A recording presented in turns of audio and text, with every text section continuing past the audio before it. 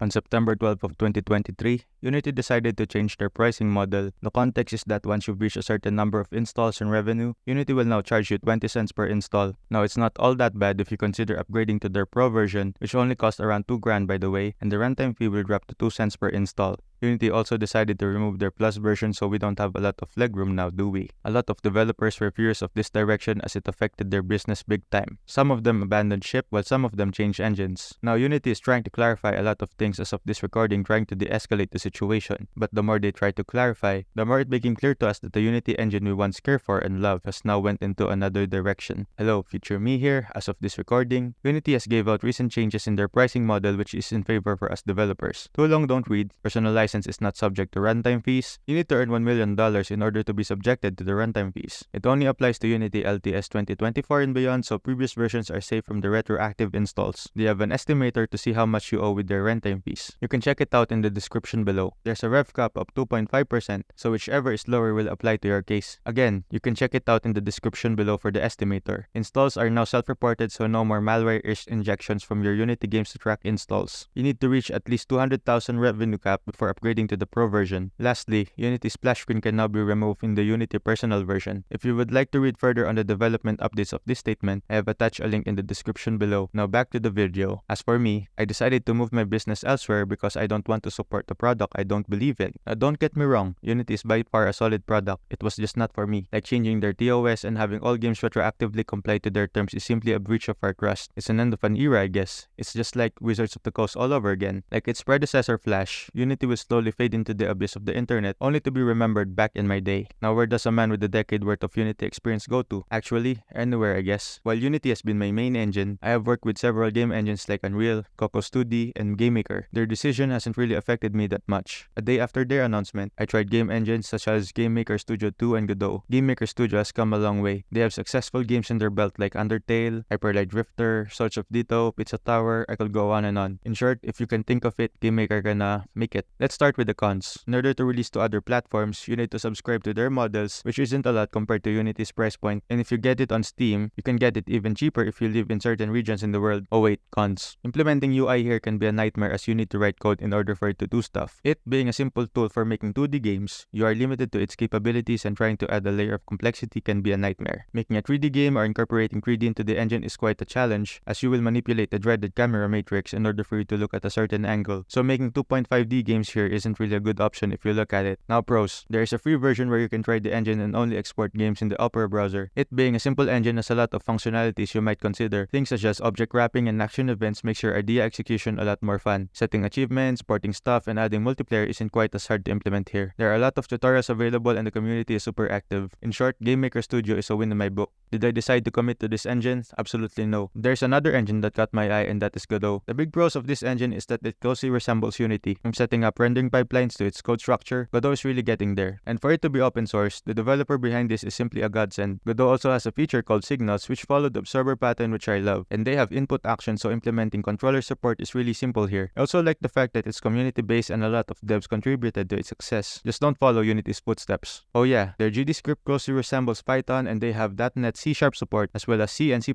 integration should you wish to code in that language. The only con I can consider for Godot is its porting capabilities. It being open source means that they cannot integrate cross-platform consoles. I'm used to this as if you look into the past, porting companies were a thing and is relevant even today. So I don't see this as a big problem if you are going places. So do I choose Godot as my main engine? Nope. Now where do I stand with all of this? As an indie game developer, the barrier to entry in making games is now simpler than ever. Imagine me trying out these engines in a weekend and having several prototypes is really a testament to how making games evolve over the years. It just goes to show you that no matter which engine you choose, it's just a tool for making games. Heck, you can make your own engine if you decided to do so, and I know a lot of devs such as Tin Matrix, Jonathan Blow, and even my boy Randy does this. Once you cover the basics, it's easier to switch from one engine to the other. I like making games more than making an engine, so choosing game engines to make games really makes more sense to me as I don't need to reinvent the wheel. If I were to give you an advice, stay flexi in the market and be as engine independent as possible. Thanks for watching and I'll see you in the next one.